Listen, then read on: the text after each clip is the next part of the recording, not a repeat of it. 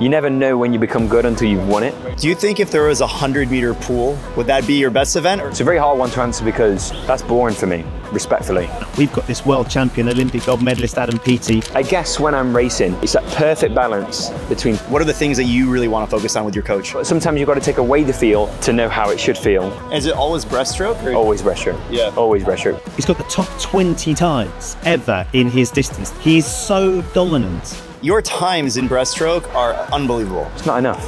It is not enough. We're defined on outcomes. We're not really ever defined on a journey. From winning gold. He's been unbeaten in the 100-meter breaststroke. People expected you to win, but... Touching the wall and finding out a second. I did all I could, so why would I ever be disappointed with the result?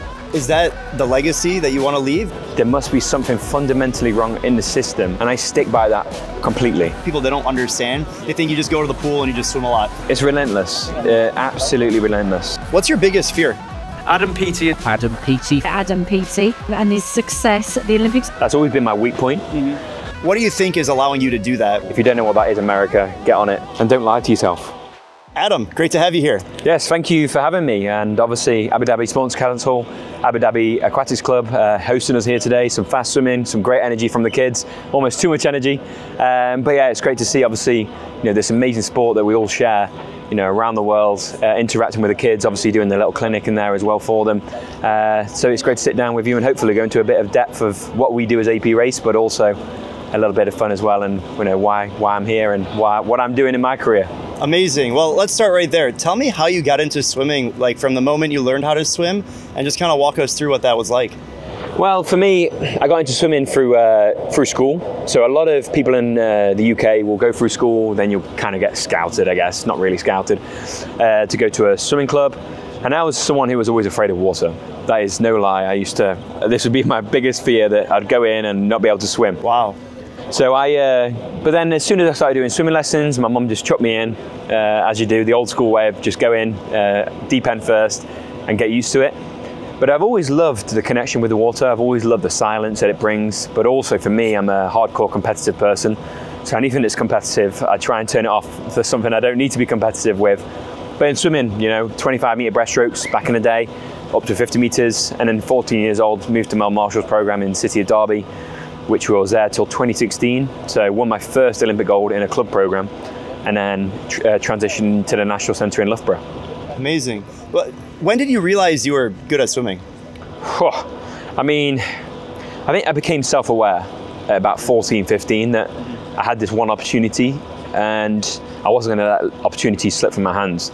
I knew you needed a lot of hard work, a lot of resilience, but also you needed to almost reverse engineer. I'm sure we're going to talking about techniques and stuff, because I think me and Mel shared a very common goal of, we're not going to just do this half-heartedly. We're not just going to do it and just wake up at 4 a.m. and just do the swimming. We're going to go there and conquer it. And that led me to, all the medals I've been fortunate enough to win and the world records. But it's one of those, isn't it, that you never know when you become good until you've won it. So 2014 was my first Commonwealth gold, which is, for people that don't know that, it's a Commonwealth countries, a little bit about PAMPACs and stuff. You get a certain set of countries from a certain area. 2 weeks later, I broke the world record in the 50-meter breaststroke. And then it was a year after that, I broke the world record in the 100-meter, and then 2016, the Olympic gold. So a very short segment. So I think for a lot of kids, and not even just kids, a lot of people out there, that you never know what's around the corner. You never know if this hard work is going to pay off now or it's going to pay off in 5 years. But as long as you keep trying, as long as you keep staying true to your values, staying happy, finding that wellness between your own brain and body, that's the most important thing. When you were 14, what did training look like? Because, a lot of people are 14 and they might train 4 times per week or 12 times per week. What did that look like for you? I was recently quoted for saying no person under 14 should be doing mornings. And I stick by that completely. And I stick by what the US do with no tech suits up to a certain age, because it's so necessary. Every single kid, no matter what you do, if you do sport, you don't do sport, the foundation of anything that you pursue should be love and should be enjoyment. So joy and love. And so 14, I didn't do any mornings. My first morning was just towards later 14 on to 15. That was my first 4 a.m. I even know morning sessions existed. But I think that gave me a lot more towards the end of my career, even now, because I'm not burnt out. So we see all these kids come for these programs that are doing, there's an 8-year-old here, I think, already doing 10 hours a week, which is great. But what is the burnout when they reach 15? And that is why the sport has such a big drop-off of these athletes who are giving absolutely everything, because rightly so they want to chase those 1%, but actually we need to protect them 14 to 17 because there's a 70% drop-off rate in the United Kingdom. So how do we retain that? And that is our mission now to help guide that. When you were progressing in your journey, by the time you were, let's say, 17, 18 years old, and at that point in a lot of people's lives, they have to make a decision. Are they going to pursue athletics further? Are they going to get a job? Like, can you talk about what that was like and how you made those decisions? So for me, I've always treated decisions, less so now because I'm a father, so I can't really treat it as binary as I did. So it was a decision that was going to make me faster or make me slower. And that, still all the way through that, I made the decisions of I was going to wake up at 4 a.m. and I was either going to train hard or I wasn't going to train hard. I was either going to go to a championships and I was going to do well or wasn't going to do well. So every single decision, cake or fruit, every single decision I made up to that point was about performance. So yes, I mean, it's an incredibly hard way to live this career and this life, and that led me to a burnout in 2023, which I'm sure we'll cover. But yeah, I mean, if you want to win, you've got to be willing to pay the price and look at the receipt and stand behind the blocks and be proud of what you do. I like how you put that, look at the receipt and stand behind the blocks. What did that receipt look like when you were at the peak training in your career, like the most hours, the most, and also tell us what that actually means, because a lot of people, they don't understand. They think you just go to the pool and you just swim a lot. Like, what's actually involved beyond going back and forth in the pool? It's relentless, absolutely relentless. And still fearing failure, because that's important, that's an important drive for us, but absolutely relentless. The sessions would be 5,000 meters minimum. But those sessions wouldn't just be 5,000 meters. So we'll see it from so many kids and so many people who come through the sport that will just say, oh, how many meters you done this week? And they're like, I've done 50,000, I've done 60,000. And then you ask them, well, how well have you done those 50,000 meters? So the people don't understand the sport of the swimming, especially at that caliber of so many meters a week. It's not ever about the quantity, ever. Of course the quantity is important, but it's how well you do that 10,000, how well you do that 20,000, because they're the champions. And you're seeing a new generation of swimmers come through now that are really locking into that. Every single detail matters. And obviously we're seeing right now at the World Championship short course in Budapest that so many world records are still being broken, because this is this new generation coming through of it. Yes, of course the meters are important for the aerobic capacity and the VO2 if you're pushing that, but it's how well you do that, and that opportunity, how much of that opportunity do you actually convert. Amazing. When you were training, and you're still training, what is it on the technical side that you pay the most attention to? You mentioned it's not about just swimming as far as you can. So like if you actually look at an Adam Peaty workout, what are the things that you really want to focus on with your coach? So for me, breaststroke is a very technical stroke, because it's not just about how well you grip the water and how well you manipulate it round. It's all about the timing. So I focus a lot on the timing, when to kick and when to pull, when to glide, head position. But mainly it's all about the catch for me, because on our clinics, I always say the front of the stroke is like the steering wheel, the legs are the engine. So without the engine or without the steering wheel, you're not going to be in a bad place. So for me, it's all about the steering, making sure it's going in the right direction, getting enough height. Head position is very important for me, but also it's almost like a skimming stone, trying to be on top of that water as much as possible, because as soon as we start to do this, we're losing time. So we just want to surf across the water with as much power and efficiency as possible. I like how you put like surf on top of the water. I do video analysis, and some of my most popular videos are on your breaststroke technique and breaking down some of the elements. So I guess for you, when you watch your own technique, what are the things that you think you're excelling at that are allowing you to continue to push what the theoretical maxes of breaststroke swimming? Well, yeah, firstly, I appreciate all the analysis. I've seen some of the videos, and you're spot on with that. It's for me, it's, I guess when I'm racing, it's that perfect balance between technique, composure, and power. So I need to use power to it's my strength, it's my biggest strength. It always has been that kind of aggression side of things, but also with that technique across the water. So technically, it's about how wide you are in the water. So if I'm pulling this stroke now and I'm too wide on my arms or I'm too wide on my legs, the bigger I am as well, the more muscle I've got, the more water I'm going to hit. So there's also a technical aspect of reducing as much muscle, but trying to create as much power. So it's quite a complicated formula to to peak at the right time. Yeah. But yeah, I mean, I did change all the timing. I did change a lot of how breaststroke was done. And I think a lot of people obviously trying to follow that same model now of power, efficiency, composure. You know, we're seeing it all the time now in every stroke. Yeah. One thing I want to zoom in on is your times in breaststroke are unbelievable. When I was growing up, I'm a breaststroker, and I would look at Kitajima of Japan, Brendan Hansen, and these guys were the pioneers, and we're similar age, so like you were probably watching them too. Yes.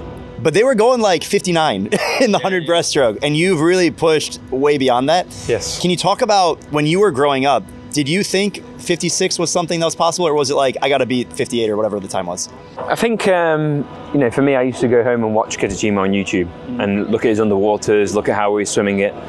Didn't necessarily try to copy it, but I looked at the attention to detail he was putting in, and I think he got down to a 58.8 or 58.7. Yeah. Cameron Vanderberg came along, who's a friend, but also a competitor back in the day, and look at how he was doing it. So I didn't, you know, necessarily have a ceiling of 56. I never ever went into a race saying I'm going to do a 57 or I'm going to do a 56. The process of the training enabled me to do that. So, you know, I wasn't really ever outcome focused, I was just process focused. And that 56 swim, I touched the 50 meters and I turned, I was like, this is going to be a good one. Because I just felt like so efficient, so protected down that first 50. We call it easy speed, I don't know about you. Easy speed to 50. And I came back and I was like, yeah, I'm on for a good one here. Like, I just feel like it's just going.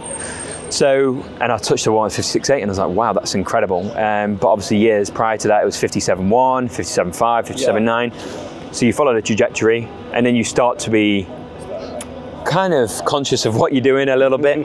But Mel always says that you become subconsciously competent. So you're subconsciously knowing you can do these times. I'd love to get down to a 56 again, but now it'd be all about, you know, that 50. I know I can beat that if I put a perfect race together and I'm not ill and not injured and I'm not burnt out. Yeah. So that's why I'm taking this time off now to really calibrate of what the future looks like and where I put my energy. Well, let's talk about the 50 breaststroke. So I think it's 25.9. Yes. 25.9. Break that down. If you were to think about the 50, is it like one fast effort? Is it by 15 meters? Walk us through a 50 breaststroke. So a 50 breaststroke, you know, obviously you got to have a good start. I've always had a really bad start. Always had a, you know, some people have a certain genetic ability to have that power. You know, look at Caleb Dressel, for example, and all the other good sprinters in the 50. They're so fast to 15 meters. That's always been my weak point. But I knew if I could shorten that gap between everyone else as much as possible, that would give me a great head start into the actual swimming. Yeah. So when I'm swimming, it's those first 3 strokes. It's almost like a train. Yeah. So a train, especially like a steam engine, you'd miss those first few strokes. And for me, I needed to do the opposite of that. So it was all about calm, set up the technique, first 3 strokes, and then head down and then just go for it. And then just lock into that kind of process of all the sprinting work I've done, all the muscle memory of all those fast speed sessions. My body can move extremely quick when it starts to go on breaststroke, and I really enjoy it. And I do get that adrenaline pump when I'm about 25 meters of this is going really well. So I couldn't tell what actually goes on because it's such a short race, but in Budapest in 2017, it was a 26.1, then a 25.95, which was a world record, then I went 25.99 in the final. Yeah. So 3 swims back to back that are almost very similar, and it's all about consistency of how well you can produce those results in a short space of time, because that's what an Olympics is, that's what a World Championships is. So for me, it's all about that composure and belief in yourself that you've done the work, you've seen the receipt, you stand behind those blocks, you know exactly what to execute. And I couldn't care less what's going on beside me. Obviously, if I see some splashing over here, I'm like, okay, I need to pick it up a bit. Yeah. But also, if I panic, my stroke's going to get, you know, less and less more capable. So, yeah, I mean, it is all about that feel of the water, making sure every single stroke counts, but also at the same time, just absolutely going for it. Do you think if there was a 100-meter pool, like no turn, would that be your best event? Or, I mean, talk to me about that. I think so. I've always been so much better on the water. The turn, I'm still one of the fastest turners in history, but it's never been my stroke. It's never been like something I've been really good at. Even from a young kid, the technical things of the dive and the turn was always my weak spot. The pull-outs always my weak spot. But it was the swimming that was I just loved. And I think, you know, got pretty well orchestrated on that. So if there was a 100-meter pool with no stop, I think, yeah, it'd be pretty exciting to watch, right? Yeah, your lead would just continue. Maybe, we'll see. Yeah. Tell me about feel of the water. You mentioned that easy speed. Yeah. What are some of the things that you do in training to establish that feel, that grip? And what, in your own words, what does that even mean? So feel of the water is having confidence in where your arms are, where your foot is. Again, it's about composure and knowing where your body is.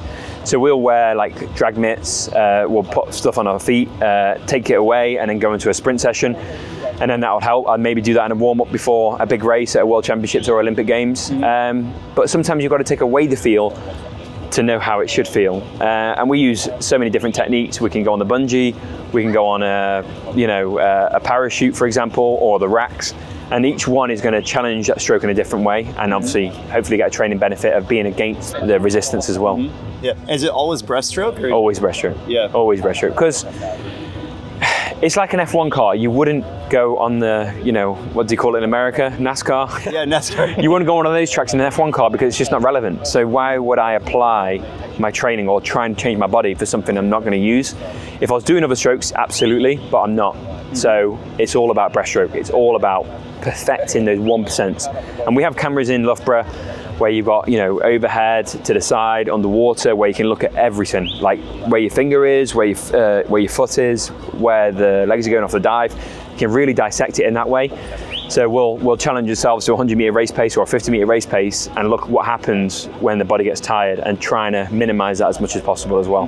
When you're looking at the technique, how much of that is you just look at your stroke after a workout or after a race, or your coach is giving you feedback, or you do that together? Can you talk about what that technique feedback loop looks like?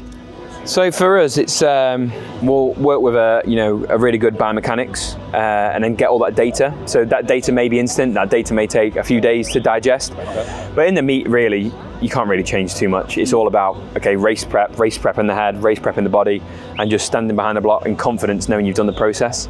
It changes each time because sometimes you dive and you're a 6.5, sometimes you dive, you're a 6.2 in Loughborough. But obviously racing, if you're a 6.5, something's drastically going wrong because you lost 0.3, right? So we're trying to minimize that gap as much as possible, and sometimes that data does take a little bit of a while to come through. Yeah.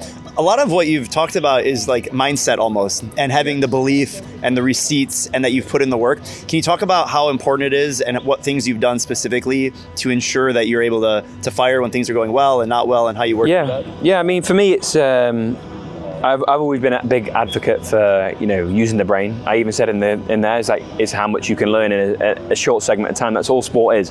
How much can you learn, and then how much can you convert and apply? So for me, I've always been a very good listener. I've always been a great applier to my stroke, but also for me, using visualization to get the best out of my race. So for Rio, for example, in 2016, I knew that Cameron was going to be out quick. So I visualized that scenario. Honestly, that race like 1,000 times in my head. I close my eyes even before I race, go back to what I've learned in training that year prior, all the way from Kazan, and making sure that I was going to execute that. So visualization is a huge one. Confidence in self is a very good one. Making sure it's not arrogance, or make sure it's not blindsided. Yep. But also music. A little bit of Metallica, a bit of Slipknot, a bit of hip hop. I don't really know what I'm going to listen to on the day, but I'll have loads of playlists. That just get me into that zone, and I really enjoy. That's my favorite part of preparing for a race, is the music. And how does mindset play into now being a father? And so you have a new dimension to your life. Can you talk about what that's like? Oh yeah, certainly. I mean, for me, it's the greatest gift anyone can have is children, and guiding them through their life, whatever it is. He's only 4 years old, so he's starting to see problems and obviously overcome them. But I think as a father, it's more about balance and perspective. So, you know, obviously in this industry, in sport, we're defined on outcomes. We're not really ever defined on a journey. You know, sometimes we're fortunate enough to appreciate the journey. Yep. But I said to myself into Paris that was all about the journey. It was all about the happiness and how much can I hopefully inspire people and bring people up no matter what the outcome is. And obviously in Paris, we had some bad cards dealt with us, but we made the best of that scenario. And I wasn't ever disappointed because I had such a good time on the journey. So I think having children and being a father for me is, you get that great perspective that, no matter if you had a good training session, a bad training session, you're still daddy, not even asking how your day was. It's, oh, come play. And that's I guess, the biggest relief as well. And with a child still going to the Olympic Games, bringing home hardware, so you're able to find the balance. And one of the things I'm passionate about is helping people swim for life. And in your career, you are now swimming much longer than many other Olympians have made it, basically. And you're still swimming fast, and you're still engaged in the sport, and you're building business. So what do you think is allowing you to do that? Whereas maybe some other people have not been able to be consistent at doing multiple things at the same time. How do you find the balance to keep going in these different areas? It's a very hard one to answer, because you've got to know in your heart that you want to do it firstly, and then you can build everything around that. Then you build a roadmap of, I'm going to do this meet, I'm going to do this meet. Trials went 57.9. I was like, yeah, perfect. I'm on a good trajectory for Paris. But I think for the same time that you've also got to have a very good team around you to take the load. So obviously Ed, my business partner, we run AP Race around the world, AP Race Swimming Academy in Saudi, but AP Race clinics and all the other stuff in the UK as well. But I couldn't do that as a full-time athlete and a full-time businessman. That's where Ed obviously comes in, and the rest of the people we employ. Yeah. But I'm a big advocate of the same thing, swim for life. Why are we losing so many people who love the sport and then drop off? And that could be professionals, it could be amateurs, it could be masters. There must be something fundamentally wrong in the system that so many people are dropping off in the sport.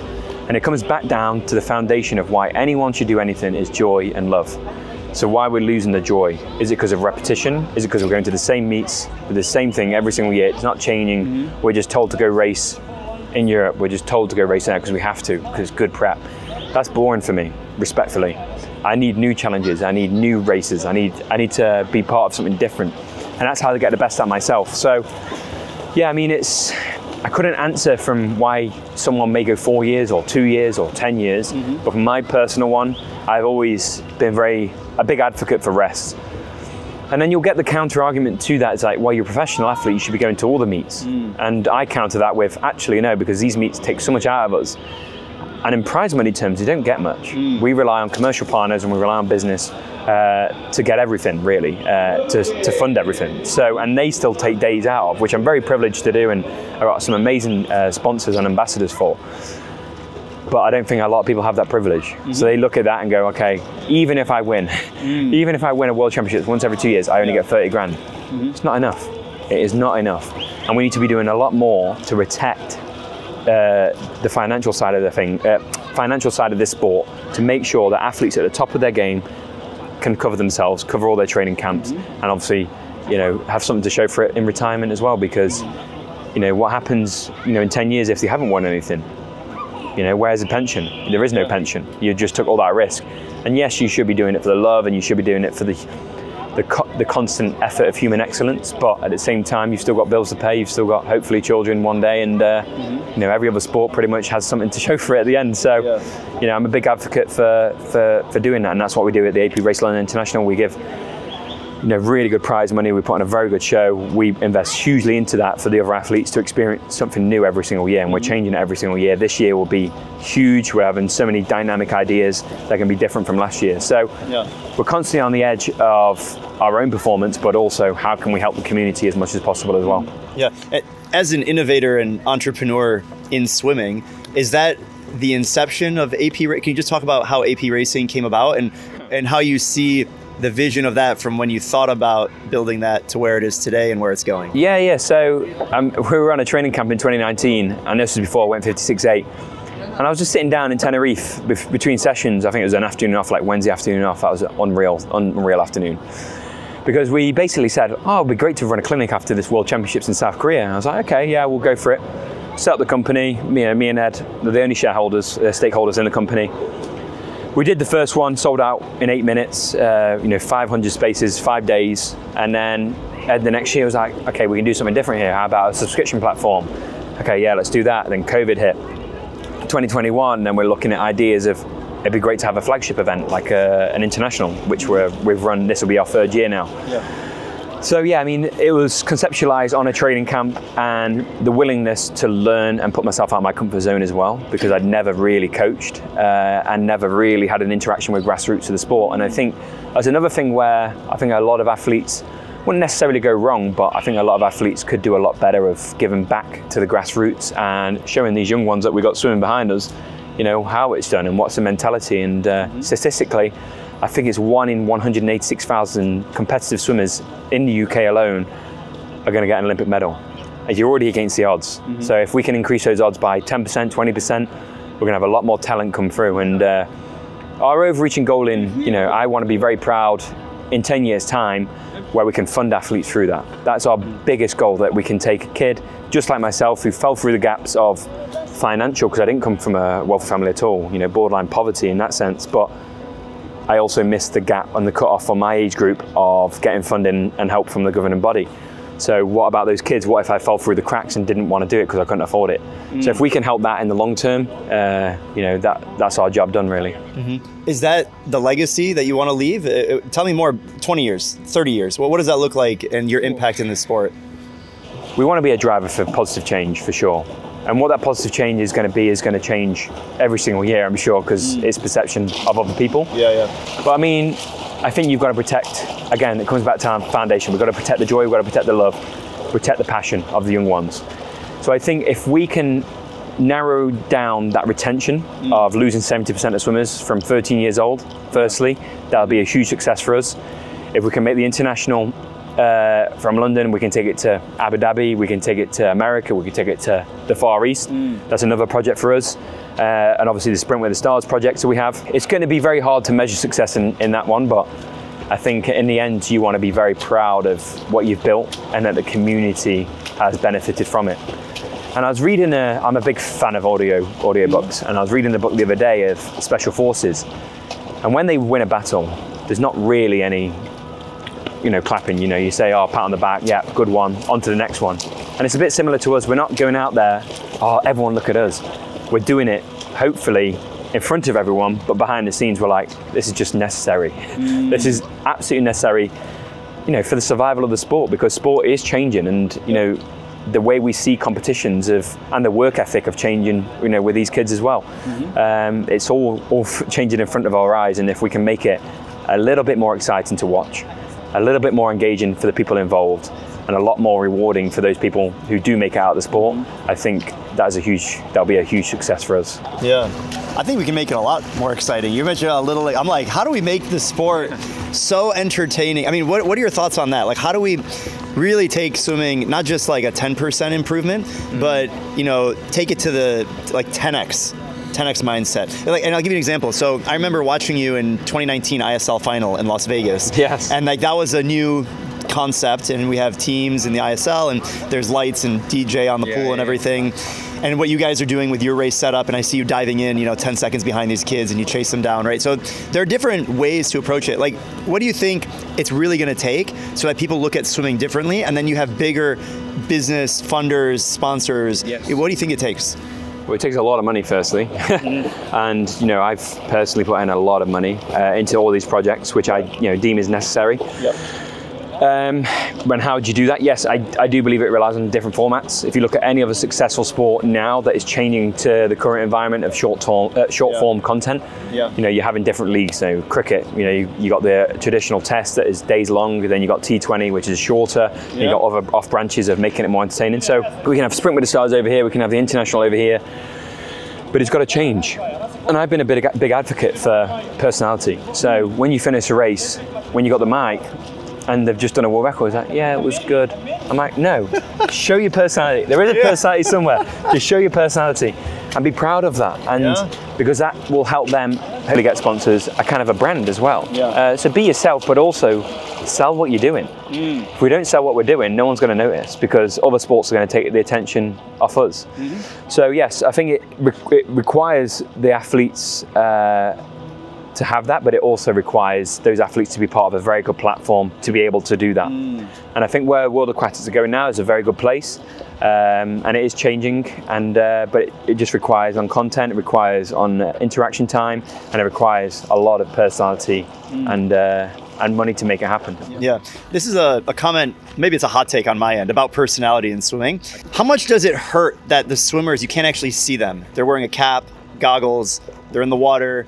maybe you can identify their stroke or body or tattoos or something. And then we get out of the water, and then, like you said, they don't do the interview and they kind of leave, and you never actually know what they look like. Yeah. You know, for example, when I was at US Olympic trials this year, I did trivia in the street of people coming to the trials, and I had pictures of all the top swimmers. And people didn't even recognize the big names. Yeah. Like, what is going on? These people are at the Olympic trials. Who are they watching? Yeah. So I guess, what are your thoughts on just like really making the personality show if they're hidden in the pool and you can't even see what they look like? So I've said, as soon as you're out the water, you know, get change, straight onto podium. I don't think there should be a gap between finishing the race and getting on the podium, because it keeps the engagement going. And then you can have all 8 swimmers that could go along round the podium. You know, they stand next to the podium if you're in part of that race. But in between that, you're interacting with the fans, you're interacting with everyone, and you get more TV time. And instead of going off into the shadows, you're actually part of the race. You got to involve them in more impactful from what they're doing to celebrate that success. They've got to have more TV time that is right there, right then. Celebrate it in the same moment, and then the next race will come on. So it's all about TV time, but it's also from the viewer's point of view, understanding who is in that race, really, because I completely agree.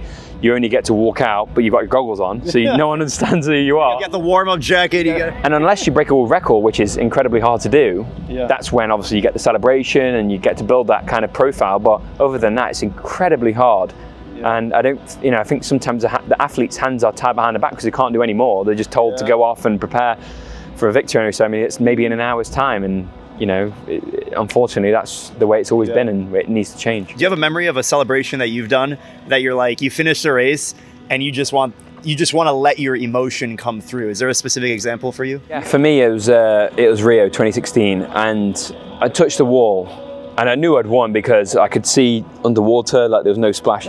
You're clean water. I touched the wall and I was just like, please, I haven't got DQ'd. Please just turn the wall, and you know, Adam Peaty first. And then I didn't expect the world record again because I only broke it the day before, and I narrowly did it again in the semi-final. And I looked around and I saw a world record 57.13. I saw Adam Peaty first, got on the lane rope, got the opposite way by accident, then turned around. And as soon as I did this, it was no splashing really, it was just relief and just pure emotion of that journey that had been so hard to do. And so many people expected me to fold and go under pressure or bottle it because I was young, it was my first Olympic Games. But it shows you that, again, all that hard work, it's what's around the corner. And that corner may be tomorrow, it may be 5 years' time, but you've still got to keep going and you still got to believe in yourself. And that was my favourite moment, even to this day. My second favourite moment, if not equal to my first moment, was touching the wall and finding out I was second. Because I looked over to Nicolo and I knew, and obviously Nick, who I shared the silver medal with.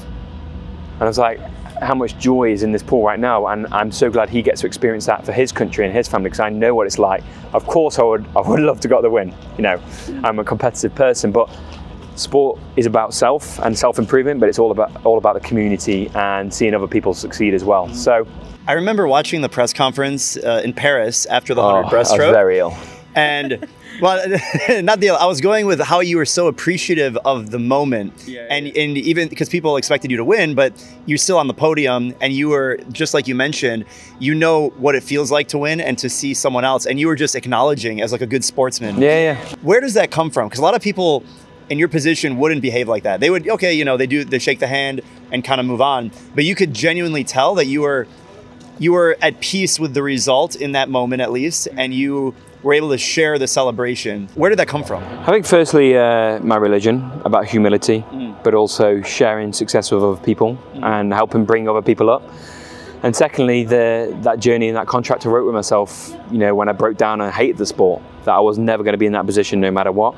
So I think it came from a multitude of angles, and obviously my fiance was there, you know, my mum was there, you know, Ed was there, and a few of my friends, and obviously my son George.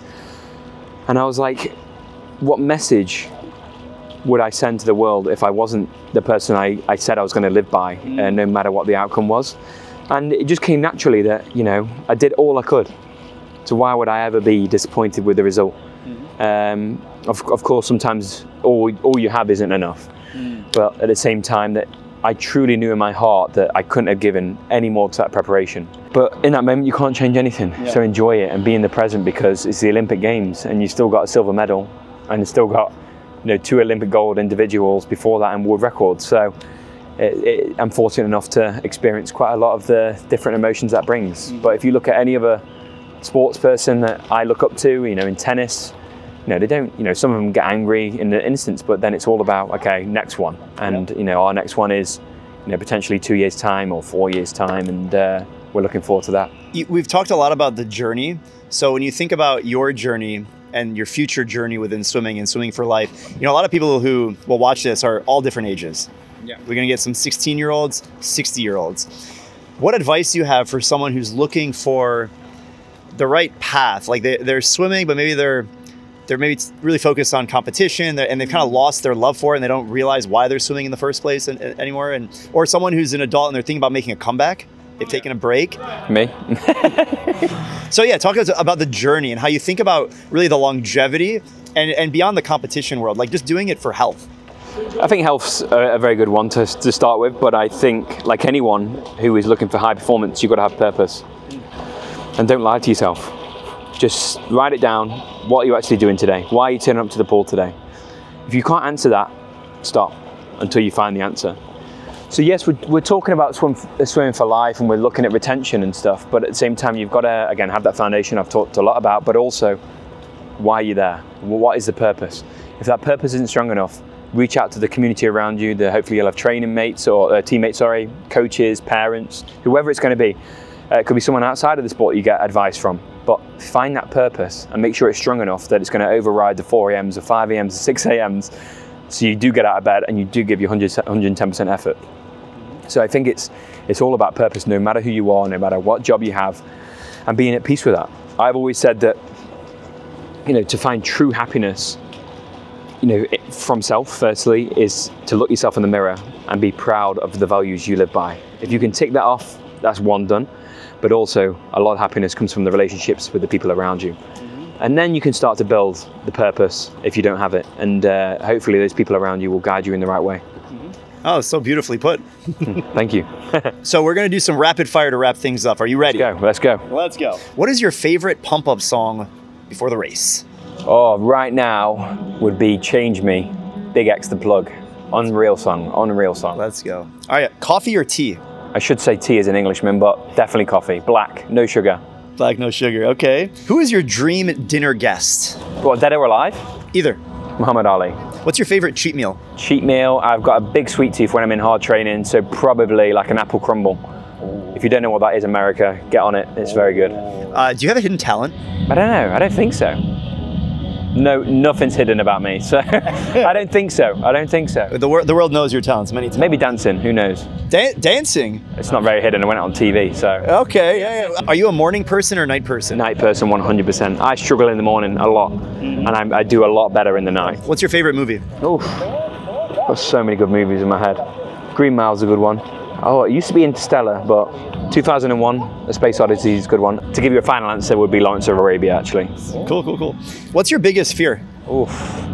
Not being able to work hard and not having healthy and happy people around me. What is the most commonly used emoji on your phone? Not the aubergine. You don't know what I'm on about, do you? No. They'll get it. It's a laughing face. Yeah. Okay. That's the top one. Laughing face. Okay, cool. Okay, last question, I guess. What's your best swimming memory? Best swimming memory. Okay. My training camp that's where I first met Ed, my business partner and co-founder of AP Race. It was 2016, so before Rio Olympics, we spent 8 weeks on the Gold Coast in Australia, and it was just pure swimming, nothing else. Pure swimming, pure dedication to the craft, and just a lot of laughing, a lot of enjoyment, extreme hard work, but we managed to get through it, and even through the hard work, we were still smiling and asking for more, and that just gave me an incredible result, you know, only, 6 months later at the Olympic Games. Amazing. Adam, thank you for taking the time to speak with me, and I know the community will really enjoy getting to know you better, and also the legacy that you're leaving in the sport of swimming. It's been incredible to watch over the years, from the video analysis, and honestly, for me, this is surreal to be speaking with you here at a swimming pool in Abu Dhabi. And keep up the good work, and we'll talk soon. You too. Thank you very much. Thank you.